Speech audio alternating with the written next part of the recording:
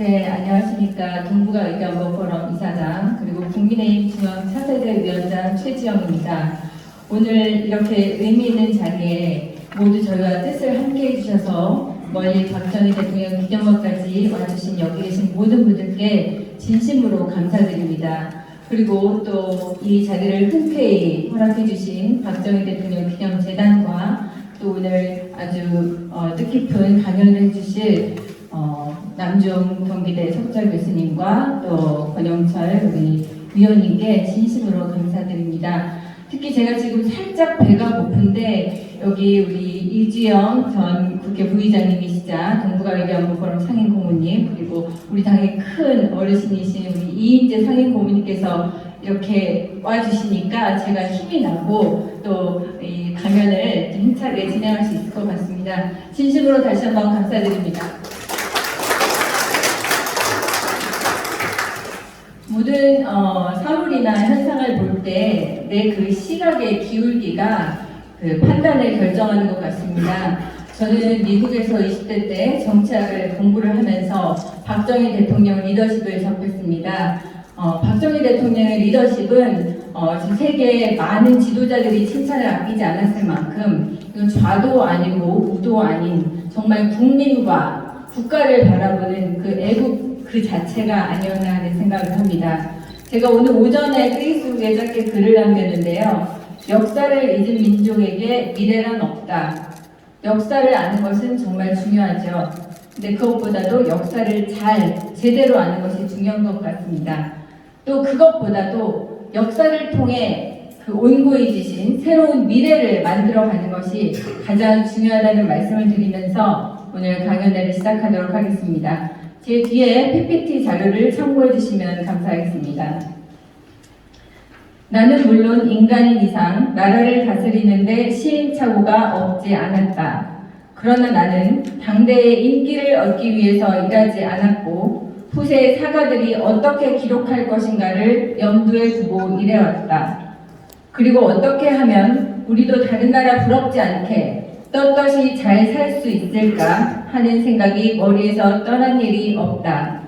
박정희 대통령께서 어떤 기자에게 하신 말씀입니다. 요즘 정치를 보면 애국, 애민, 시대적 사명과 같은 말들은 고어가 된 것 같습니다. 권력 쟁취를 위한 정치적 이합 집산과 담합행위는 참 눈뜨고 보기에 민망할 정도입니다. 더 이상 존경하는 지도자는 찾아보기 힘든 상황입니다.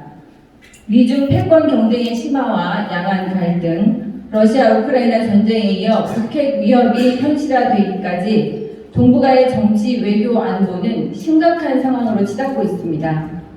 하지만 이러한 초유의 안보 사태에도 우리의 국민의 각성이나 경계의식은 찾아보기 힘듭니다. 오늘 이 강연의 주제는 Remember 박정희, Rebuild Korea입니다.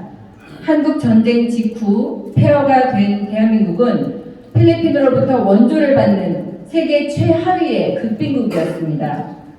경제 발전의 동력은 전무하고 사회적으로도 매우 어수선한 상태였습니다. 북한의 남침 리스크와 별도로 남한 내에 존재하는 주사파 조직과 연계된 북한의 대남 공작 활동은 내정 붕괴를 노리는 심각한 안보 리스크였습니다. 경제 규모만 달라졌을 뿐 지금의 대한민국도 당시 상황과 크게 다르지 않습니다. 민주주의의 가면을 쓰고 주무정치로 치닫는 혼탁한 사회는 구심점과 방향성을 잃은 지 오래입니다. 북핵 위협은 상수가 되었고 북한의 무인기가 서울 상공을 6시간이나 비행하는 동안 한미연합훈련 중단을 촉구하는 시위가 버젓이 자행되고 있습니다. 서울 한복판에 조선공산당 창단대회 터 표석이 설치되었고 며칠 전 이에 대한 기념행사까지 열렸다고 하니 참 기막히지 않을 수가 없습니다. 윤석열 정부는 한참 기울어진 운동장에서 출발했습니다. 단 0.7%의 승리였습니다. 문재인 정권 내내 일어난 법치 파괴와 국가의 근간을 흔드는 비정상, 비상식, 불합리에 대한 심판으로 보기에는 참 부끄러운 결과였습니다. 아직도 입법기관은 좌파가 점령하고 있습니다. 미완의 정치 교체입니다. 눈부신 경제 발전이 무색할 만큼 대한민국의 사회와 정치는 20세기나 21세기나 변함없이 퇴행적이니 답답하지 않을 수 없습니다.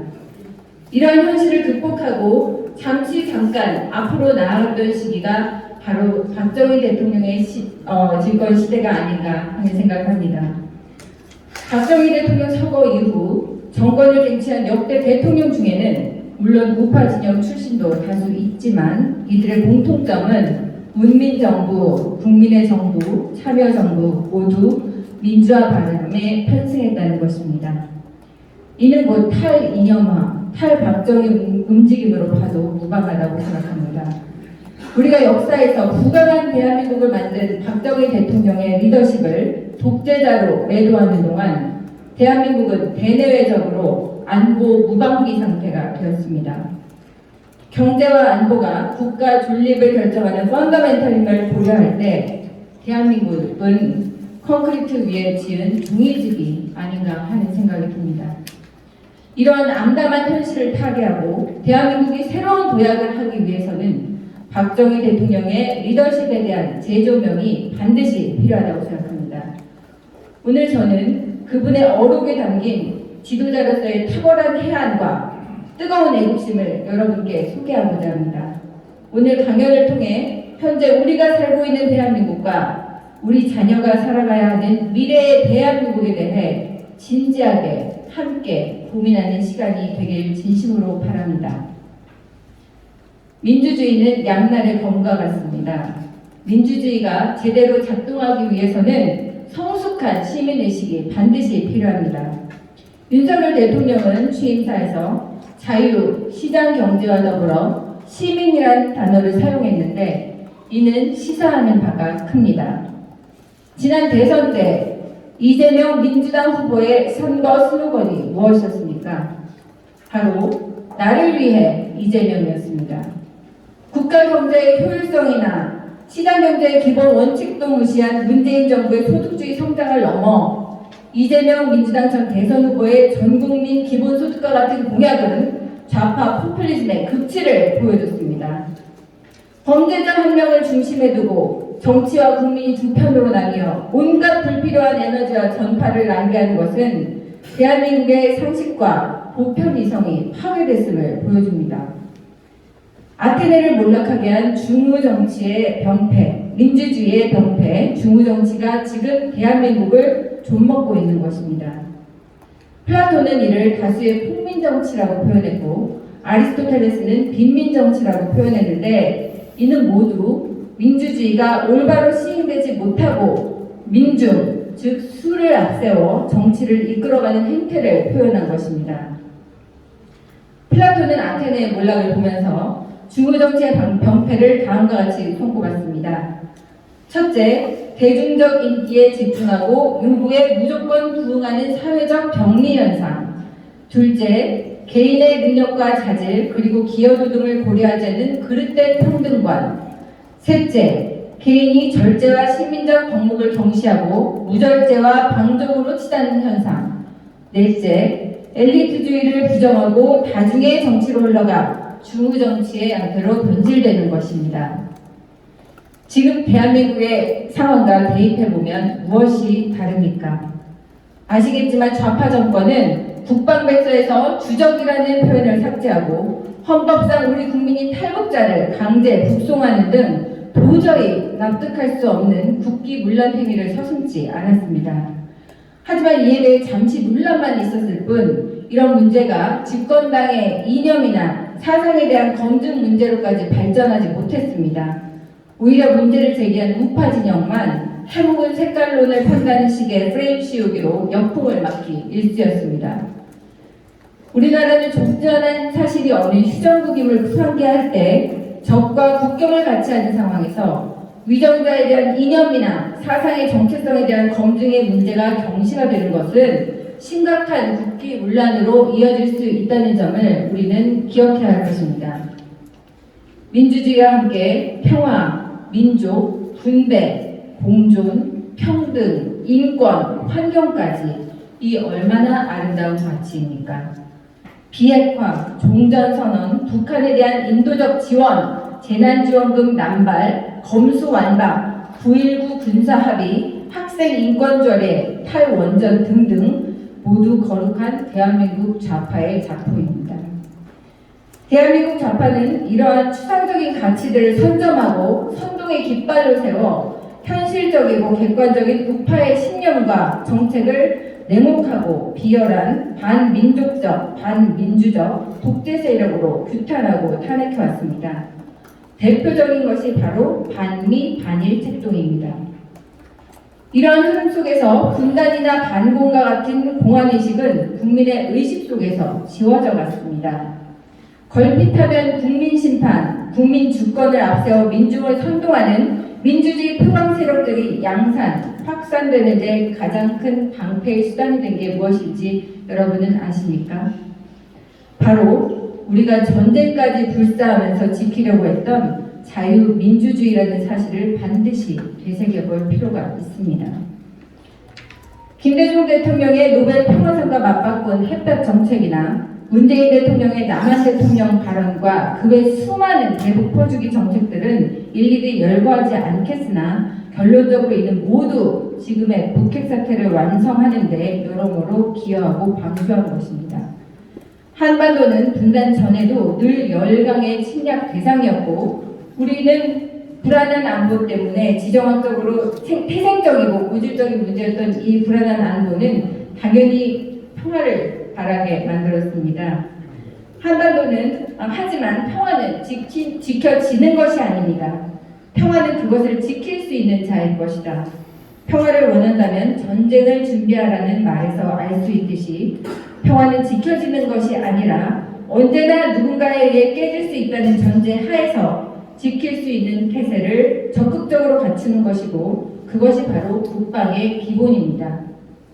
박정희 대통령이 서거하시기 지 반세기가 지난 지금 대한민국이 처한 안보의 현실은 한강의 기적, 즉 경제와 산업을 통째로 위협하기에 충분합니다. 특히 박정희 대통령께서는 공산주의자들과는 어떤 협약이나 거래도 하면 안 된다고 하셨는데 1990년대 초 중국과 수교를 맺고 30여 년이 흐른 지금 중국은 미국과 패권 경쟁을 하는 G2 국가로 도약한 반면 대한민국의 대중 수출은 연일 적자를 기록하고 있으며 서해에서는 배타적 경제 수요 확정 문제와 이어도를 둘러싼 분쟁 위험에 상시 노출되어 있습니다. 뿐만 아니라 북한은 대한민국 좌파 정권의 비호하에 핵을 고도화하고 핵 무력법을 제정하면서 우리나라를 언제든지 선제 타격할 수 있음을 대외적으로 천명함은 물론 유사시 우리에게 확장 억제를 제공할 의무가 있는 동맹 미국을 사정권에 두는 ICBM을 지속적으로 개발하고 협박 수위를 높여가고 있습니다. 북핵이 현실화되기 전까지 대한민국의 핵무장론은 사실상 공개적으로 논의도 할 수 없을 만큼 비현실적인 공상으로 여겨졌습니다. 하지만 지금은 상황이 다릅니다.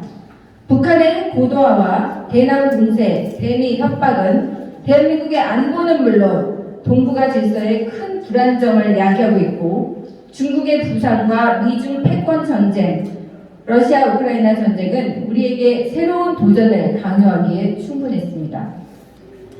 1969년 7월 25일 미국은 동맹국들에게 무기와 경제 원조는 제공할 수 있지만 군대는 보내줄 수 없다는 선언과 아시아 국가들은 미국 의존도를 줄이고 그들의 안보 문제를 독재적으로 해결하길 바라며 미국이 또다시 월남전과 같은 사태에 말려들지 않도록 협조해야 한다는 내용을 담은 닉슨 다큐멘이 발표됩니다. 그리고 1970년 3월 27일 윌리엄 포터 주한 미 대사는 박정희 대통령에게 주한미군 철수 계획을 일방적으로 통보합니다. 미국의 양면적 태도를 직면한 박정희 대통령은 자주 국방의 필요성을 절감하고 핵무기와 미사일 개발을 통한 군사력 강화를 계획합니다. 특히 우리가 프랑스로부터 핵연료 재처리 시설을 도입하려는 계획을 인지한 미국은 박정희 대통령이 핵무기 개발을 시도한다고 의심하고 결국 프랑스와의 핵연료 재처리 시설에 대한 계약을 취소하지 않으면 한국에 대한 원자력 발전소 참원은 물론 한미 간 정치, 안보에 이르기까지 문제가 발생할 것이라고 한국 정부를 압박합니다. 결국 박정희 대통령은 NPT를 공포하고 해결료 재처리 시설 도입에 대한 무기한 연기를 미국에 통보하게 됩니다. 하지만 CIA 문건에 따르면 1976년 핵개발 중단 약속을 했던 박정희 대통령은 최소한 1978년까지는 핵개발 의지를 접지 않았던 것으로 확인됐습니다. 결국 1979년 박정희 대통령은 김재규의 총탄에 돌아가시게 됩니다. 국민으로서 정말 가슴 아픈 대목입니다. 트럼프 대통령 집권 당시 우리는 잘 먹고 잘 살면서 미국이 제공하는 국방 원조에 기생하려고 하는 무良심 국가 취급을 받았습니다. 또 바이든 정부 역시 북핵이 현실화된 이 시점에서도 대한민국 국민의 안보 불안에 따른 핵무장 논의를 동맹 간 불신의 문제로 치부하고 확장 억제라는 원론적 입장만 고수해왔습니다. 이에 저는 지난 1월과 2월 국회에서 토론회를 열고 한미 원자력 협정 개정을 논의를 통한 폐연료봉의 재처리 시설을 국내에 도입함으로써 핵의 군사적 이용과 평화적 이용인 원자력 발전을 연계하여 잠재적 핵보유 능력을 확보하자는 방안을 제시한 바 있습니다. 대한민국의 핵무장은 기술적인 문제, 정치적인 문제 외에도 고도의 외교적 기술을 요하는 문제인 만큼 단순하고 단기적으로 접근할 문제가 아니기 때문입니다. 특히 이는 지도자의 일관되고 명확한 의지가 전제되는 만큼 현재 대한민국이 직면하고 있는 위기를 돌파하는 데 있어 우리는 다시 한번 박정희 대통령의 리더십을 공부해야 한다고 생각합니다. 오늘 강연의 소주제는 다시 대한민국 새로운 100년입니다. 박정희 대통령께서는 폐허가 된 조국을 다시 세우기 위해 극심한 반발에도 불구하고 한일 국교 정상화를 추진하셨습니다. 윤석열 대통령 역시 최근 대한민국이 직면한 복합적인 문제들에 대한 해법으로 우선 문재인 정권 5년간 망가진 한일 관계를 재건하기 위해 일본 강제동원 피해자 보상의 제3 변제 방안을 제안하셨습니다. 이에 대통령 지지율은 하락하고 민주당은 독도까지 넘길 셈이냐 굴욕 외교라며 다시 반일 선동에 앞장서고 있습니다. 하지만 정치적인 결정사항은 늘 찬반이 나뉘기 마련입니다. 전 개인적으로 정치적 부담을 꺼리는 인기 많은 정치인이 되기보다는 국가의 미래를 위한 용단을 내린 대통령의 이러한 결단에 지지를 보내는 바입니다. 이런 관점에서 윤석열 대통령의 제3자 변제 방침은 박정희 대통령의 오직 국익을 최우선으로 하는 실리 외교와 맥락을 함께 있다고 생각합니다. 박정희 대통령이 1966년 일본으로부터 받은 청구권 금액은 약 8,500만 달러인데 당시 한국의 총 수출액이 약 6,600만 달러였습니다. 이에 비해 필리핀은 일본으로부터 더 많은 청구권 금액을 지급받지만 마르코스 대통령은 상당 부분을 대통령과 내각과 그 가족들의 사치를 위해 사용한 반면 박정희 대통령은 오로지 국가 경제 발전을 위해 사용하셨습니다. 그 결과로 당시 한국보다 훨씬 잘 살았던 필리핀은 경제적으로 몰락한 반면 한국은 눈부신 경제적 발전을 이룩하면서 지금의 양국은 당시와는 정반대의 국가적 위상을 갖게 되었습니다. 민주화운동은 표면적으로는 독재 정권을 타도하는 의식 있는 민중의 벌기였지만 사실상 반일, 반미, 반박정희 운동이었습니다. 2000년에 제정된 민주화운동 관련자 명예훼손 및 보상에 관한 법률은 우리나라 민주화운동의 기점을 4.19 등이 아니라 한일 국교 정상화 반대운동으로 하고 있다는 사실에 놀라지 않을 수 없었습니다. 이러한 반일, 반박정희 운동이 민주화 운동으로 미화되고 지금까지 계승되었다는 사실을 전부 부정하지는 못할 것입니다. 저는 개인적으로 우리가 유독 일본과의 과거사 문제에 대해서는 감정적 판단에 매몰돼 이것이 현실적, 미래지향적 한일관계 구축에 한계로 작용해온 점이 안타깝지 않을 수 없습니다. 한국전쟁 당시 북한의 남침을 도와 분단에 일조한 중국과의 수교에 반발한 집회는 기억에 없을 만큼 이러한 현상은 모순이 아닐 수 없습니다. 특히 중국은 이보다 더 긴 기간 동안 한반도를 속공으로 여기며 지배력을 행사했었고 지금도 동북공정 등을 통해 그릇된 역사관을 숨기지 않고 표출하고 있습니다. 저 역시 일본의 식민 지배에 대해서 분명한 분노를 느끼지만 이것이 결코 중국에 대한 감정보다 더하거나 덜하지 않습니다. 성공하는 것이 가장 훌륭한 복수라는 말이 있습니다. 이미 우리는 문화, 경제 등에서 선진국 반열에 들어선 자주 독립 국가입니다. 일본이 안겨준 수치스러운 역사에 매몰되기보다는 이를 교본으로 삼아 대한민국의 미래를 견인하는 동력으로 삼는 것이 훨씬 중요하고 가치가 있다고 생각합니다.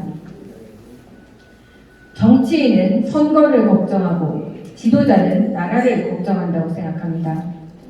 정치인은 자신의 업적을 생각하고 지도자는 자신이 남긴 세상의 후손을 걱정한다고 생각합니다.